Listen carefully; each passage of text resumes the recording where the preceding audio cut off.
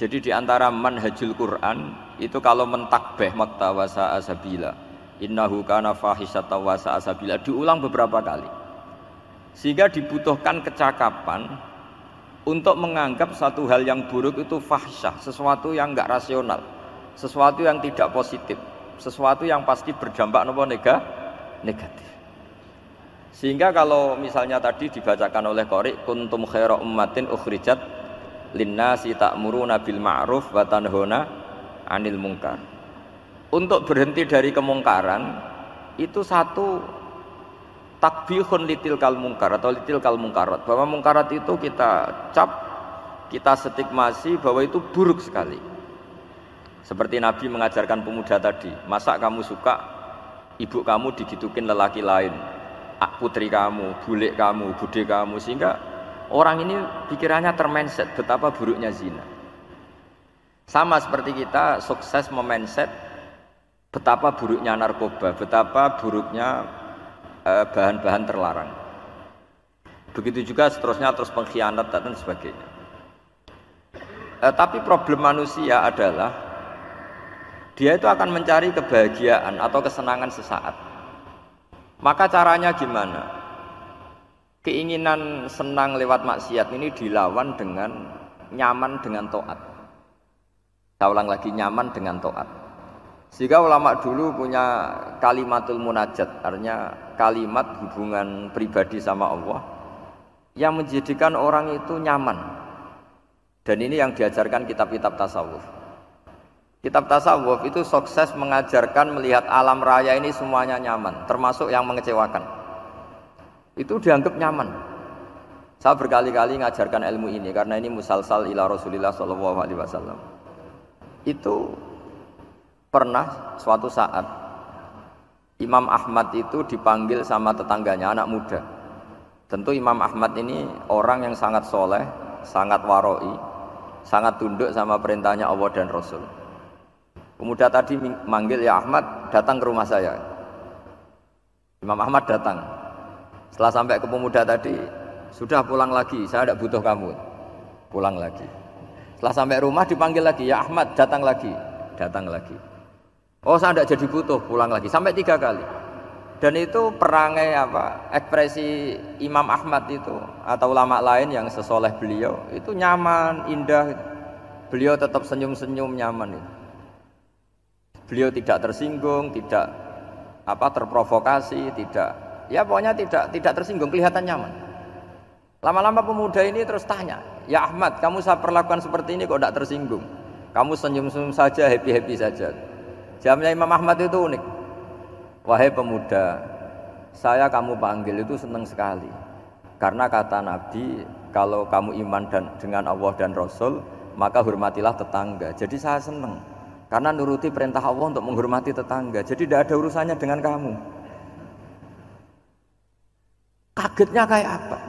Jadi dipanggil tetangga ya senang karena melakukan perintahnya Allah dan Rasul, yaitu ikramul jar, fal yukrim jarahu. Disuruh pulang, kamu ingin saya pulang, ya saya pulang. Disuruh datang, ya saya datang. Jadi saya tidak tersinggung, saya tidak ada urusan dengan kamu. Urusan saya dengan Allah Subhanahu wa ta'ala. Itu kalau bapak-bapak istrinya ngomel terus sabar itu ya bagus. Saya tidak punya urusan. Kalau kamu terprovokasi oleh istri, berarti kamu didikte oleh makhluk. Masa seorang rektor didikte makhluk? Kan tidak keren. Apalagi seorang Habib didikte makhluk, kan enggak keren. Yang bisa mendikte kita hanya Allah Subhanahu wa ta'ala. Dan Allah mendikte kita, mengajarkan kita wa ashiruhunna bil ma'ruf fa in karihtumuhunna fa asa an takrahu shay'a wa yaj'alallahu fi khairan katsira. Jadi cara melihat istri kita bawel gitu atau cerewet, alhamdulillah ini ada pahala tanpa modal, cukup sabar. Kalau istri kamu sedang mesra malah mintanya ke mall, malah biayanya tinggi. Murah mana dapat pahala dimarahin sama saat mesra minta ke mall? Milih yang pertama kan? Nah ya itu tidak usah modal itu. Ya gitu aja. Jadi kalau istri sedang marah bawel, anggap saja ini rezeki. Dapat pahala tanpa apa? Biaya. Nah, kalau pas rukun malah nantang ke mall, biayanya malah tinggi. Jadi ulama dulu itu melihat dunia itu happy. Pernah Imam Syafi'i dikasih tahu, orang yang tadi nyium tangan kamu ya, itu di rumah menghujat Anda. Jadi dia sopan hanya di depan Anda, kalau di luar menghujat Anda. Jawabnya Imam Syafi'i lucu. Ya baguslah. Yang cerita ini kaget. Kenapa bagus ya Aba Abdillah? Kalau manggil Imam Syafi'i ya Aba Abdillah. Ya berarti saya masih wibawa, di depan saya tidak berani katanya. Jadi dipandang enteng saja. Jadi kalau kamu di depan kamu istri kamu tidak berani belanja, tidak ada kamu belanja banyak, anggap saja Anda wibawa. Jadi enteng saja. Pernah Imam Syafi'i dikasih tahu, separuh dari kampung Anda itu nggak suka kamu. Ya baguslah. Kenapa? Oh nak rukun malah bakal utang katanya gitu. Kira-kira yang utang itu yang rukun apa yang neng-nengan? Yang rukun. Jadi enteng saja. Masyhur itu makalahnya Imam Syafi'i. Waman asa'a ilaika faqad atlaqaka. Orang yang berbuat buruk sama kamu berarti membebaskan kamu. Kalau saya sedang nenengan sama Habib Hasan Toha Putra, beliau naik Alphard nggak nawarin saya sah karena baru nenengan. Tapi kalau sedang rukun malah harus repot mana? Rukun sama ndak rukun? Repot rukun sebetulnya. Jadi Imam Syafi'i itu happy saja. Kalau sedang rukun sama tetangga ya dianggap rukun itu satu kenikmatan, sedang tidak rukun ya dianggap satu kenikmatan. Jadi orang dulu itu serilek itu melihat dunia. Kalau kita kan enggak, ego. Wah saya ini suami kok dimarahin istri. Wah ini egonya bangkit. Padahal egonya bangkit itu ada kebodohan di situ. Yaitu seorang rektor didikte seorang istri, seorang makhluk. Apalagi kalau Anda daftar wali itu tidak akan jadi wali. Ini wali kok tunduk sama makhluk. Karena didikte apa? Makhluk.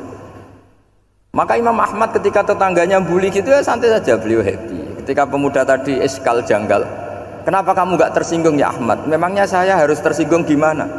Kan tak panggil tidak jadi, tak panggil tidak jadi. Hei pemuda, saya ini tidak punya urusan dengan kamu. Saya nuruti kamu karena perintahnya Allah. Saya senang melakukan perintah Allah, harus berbaik sama kamu. Sampai 3 kali. Jadi kebahagiaan ini pula yang harus kita latih dalam melakukan ketaatan.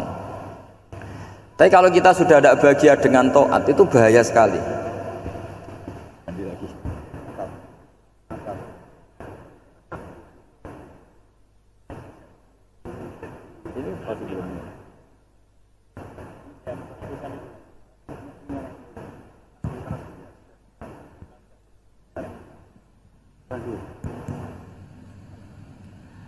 Harus begini Bang prosedurnya.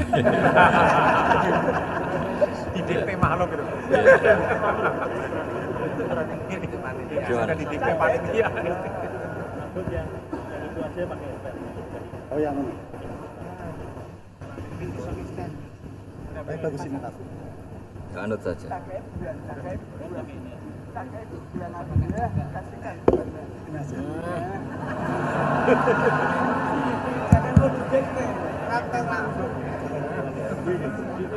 Ya. Sudah, ini sudah bisa. Oh,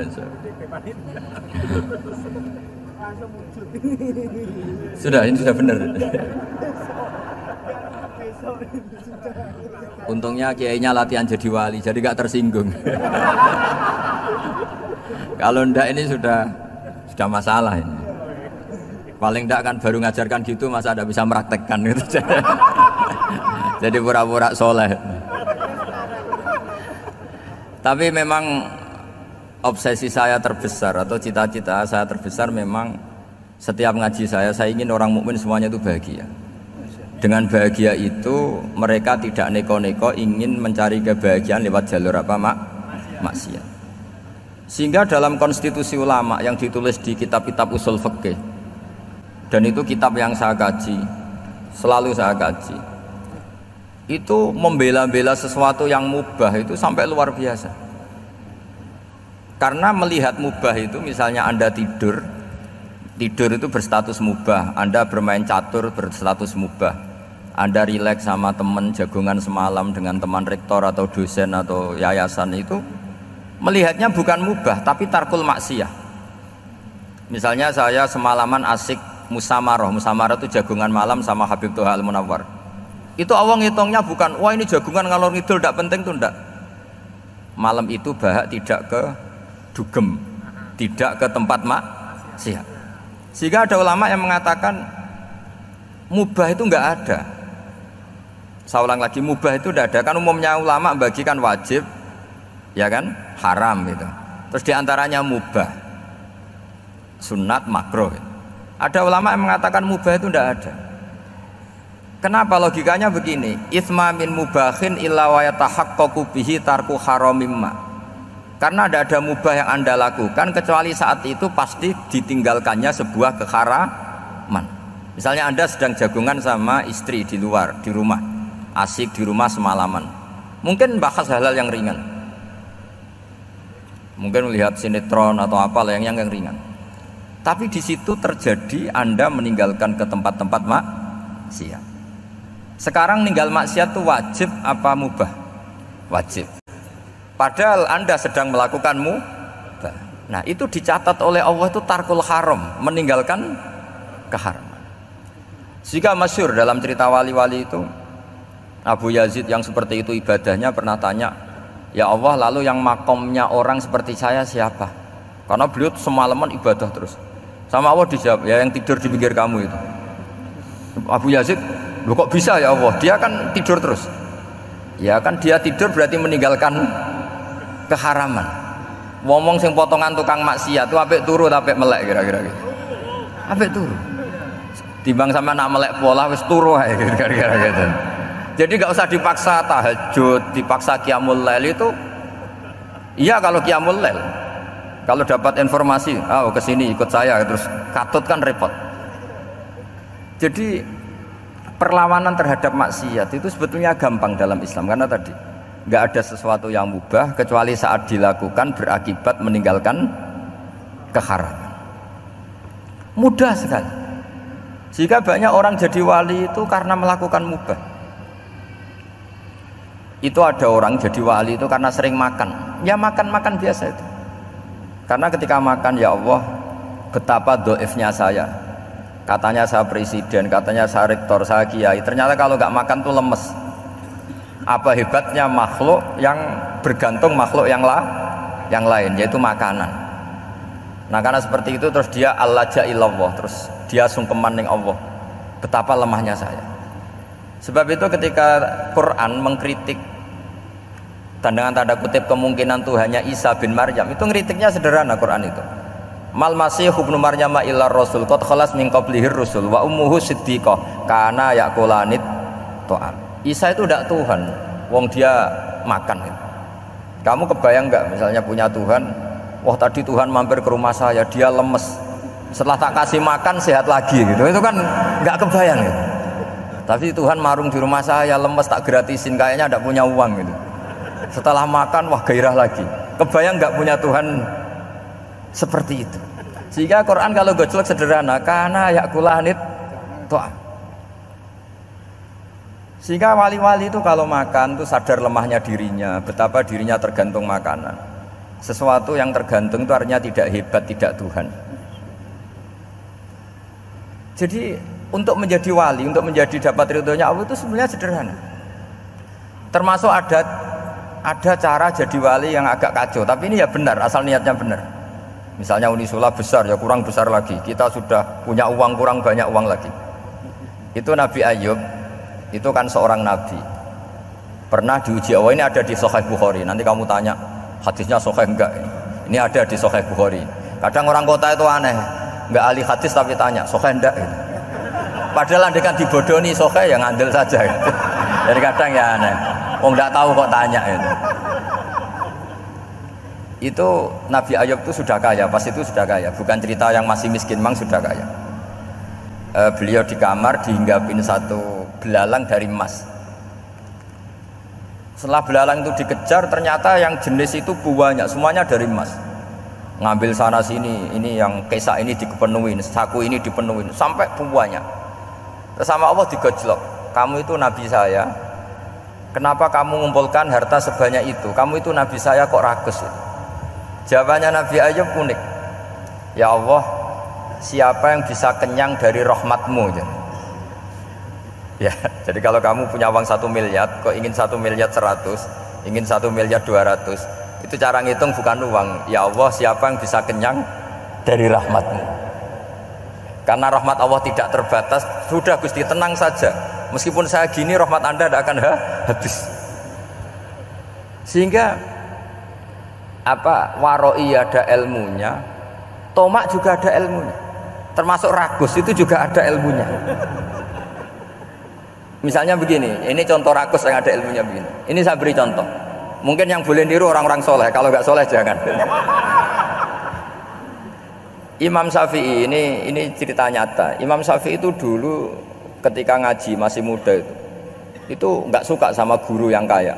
Kebetulan dia punya guru miskin terus. Namanya Sufyan As-Tsauri, itu miskinnya Masya Allah. Sufyan bin Uyainah juga miskin.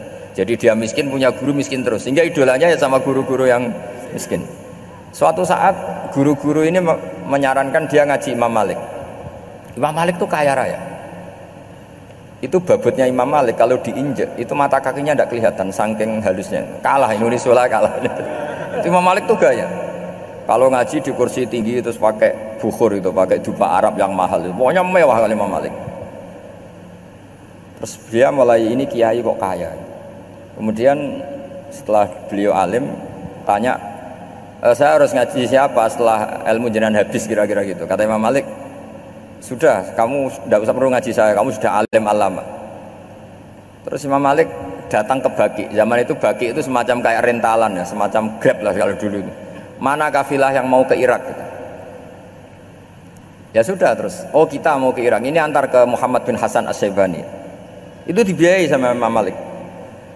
Grabnya ya dibayarin, itu kafilahnya itu ya dibayarin. Imam Syafi'i disangoni surrotan min dhahabin.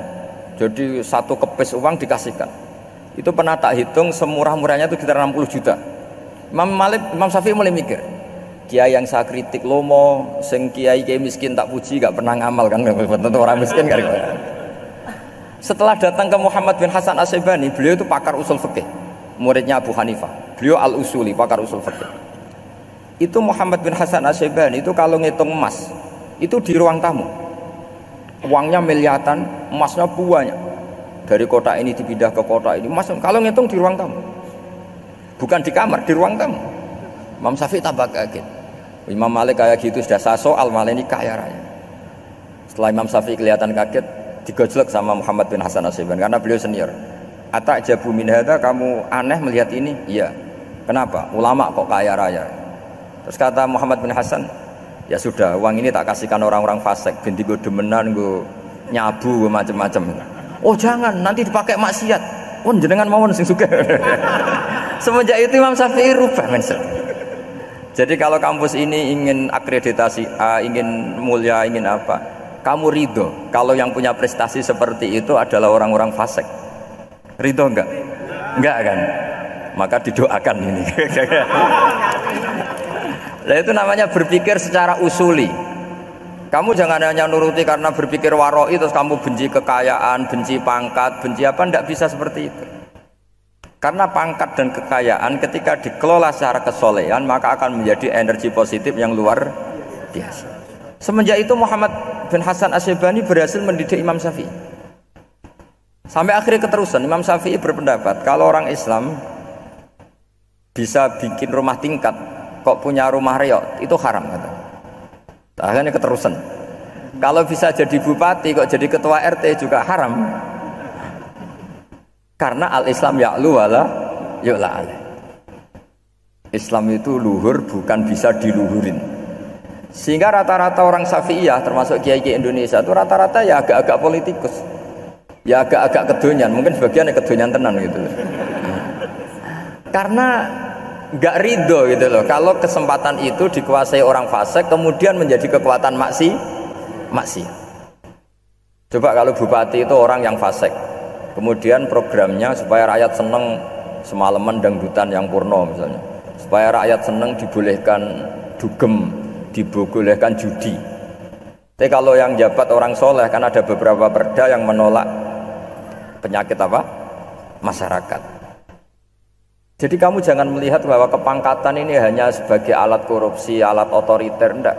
Asal kena orang soleh, maka ini menjadi energi kesolehan atau energi positif.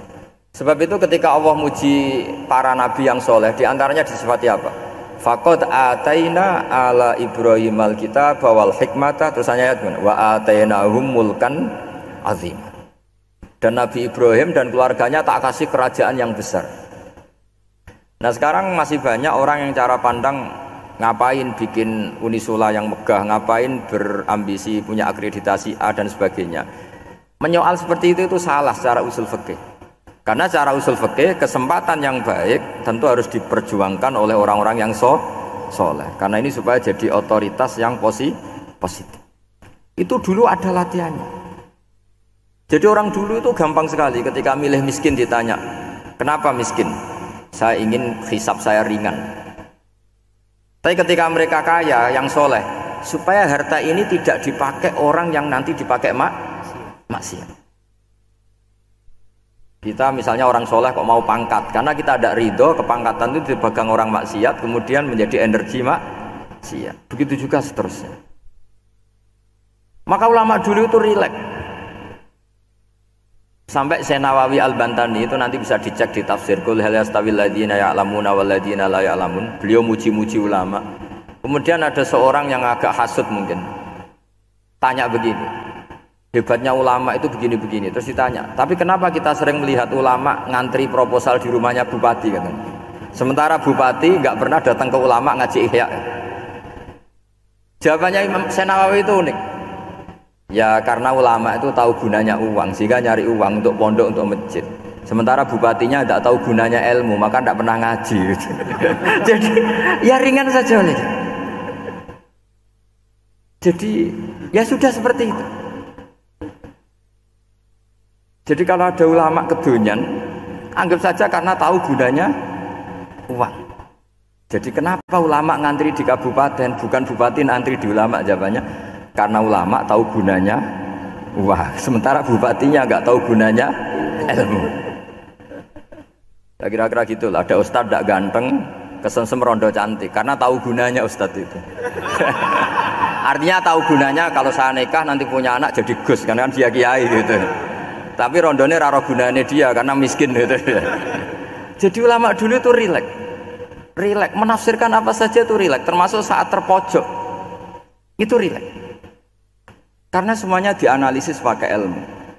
Sehingga ciri utama wali itu apa? Ala inna auliya Allahi la khaufun alaihim walahum yahzanun. Enggak ada rasa takut, enggak ada rasa gampang. Karena melihat sesuatu itu gampang saja. Saya ulang lagi, melihat sesuatu itu gampang saja, ringan. Saya beri contoh ya betapa pentingnya mindset ya, cara berpikir. Orang itu menjadi kikir itu karena nganggap hidup itu lama dan uang itu penting. Kalau zaman Nabi itu sederhana kalau melihat hidup. Pernah suatu saat Nabi itu punya jatah makan, karena Nabi itu hidupnya juga pas-pasan. Jadi Nabi itu unik. Beliau di satu sisi kaya raya, bisa ngrumat Abu Hurairah, Ammar, Suhaib. Ashabu Sufa itu dirawat Nabi semua. Itu kan kaya, bisa ngerawat sekian orang. Tapi di sisi yang lain untuk pribadinya beliau miskin. Kadang nggak bisa makan hari itu. Tapi di saat yang sama bisa merawat Ahlus Sufa. Jadi keliru kalau orang hanya cerita Nabi itu miskin, untuk makan dirinya aja susah. Itu keliru. Kelirunya kalau tidak diteruskan, tapi Nabi mampu menghidupi Ahlus Sufa. Singkat cerita jatah makannya Nabi itu dikasihkan orang ketika Nabi tanya, ya Aisyah, makanan jatah saya di mana? Oh ya Rasulullah, tadi ada orang minta tak kasihkan, maka makanan itu habis. Apa kata Nabi? Kamu salah Aisyah. Yang kamu kasihkan itu justru yang masih. Ya yang kamu kasihkan itu justru yang masih. Sehingga Nabi menganggap, makanya Nabi terus ngendikan. Ya kalau mukhatabnya lelaki ya kira-kira begini. Wahal laka min malika illa ma akalta fa'afnaita wala bista fa'ablaita. Terus tanya, watasoddaqta fa'abqaita, kata Nabi. Harta kamu ya kamu makan kemudian ke WC jadi kotoran, atau punya pakaian mewah nanti rusak. Watasoddaqta fa'abqaita. Ada yang kamu sedekahkan yaitu yang abadi sampai akhir. Sehingga banyak pengusaha yang mencintai saya setelah tak ajari hadis itu, misalnya punya uang 1 miliar karena dia spekulan atau pedagang rawan bangkrut, disedekahkan ke masjid 50 juta, yaitu yang abadi. Jadi kalau suatu saat bangkrut, dia masih punya uang 50 juta di akhirat. Jadi Nabi itu mengajari sedekah itu apa? Ya sedekah itu pengabadian uang. Kalau kita kan enggak, bilang sedekah itu nguras uang. Itu pikirannya setan, dan pikirannya orang Islam. Itu cara berpikir setan, bukan cara berpikir umat apa? Sehingga Sayyid Ali Zainal Abidin itu kalau ada orang minta, kemudian beliau ngasih, itu beliau bilang gini, marhaban biman hamala zadi ilal akhirah. Matur nuwun nggih jenengan sing beto sangu kula nate. Jadi dianggap teller saja. Orang yang minta uang beliau itu dianggap tukang nyatet bank ini. Karena sudah ditabungkan, ya sudah. Kalau kita kan enggak, wah pengemis tuh ganggu gini-gini. Kecuali pengemis profesi ya mungkin kita agak-agak enak. Pada zaman akhir tuh ada pengemis apa? Profesi. Jadi repot zaman akhir.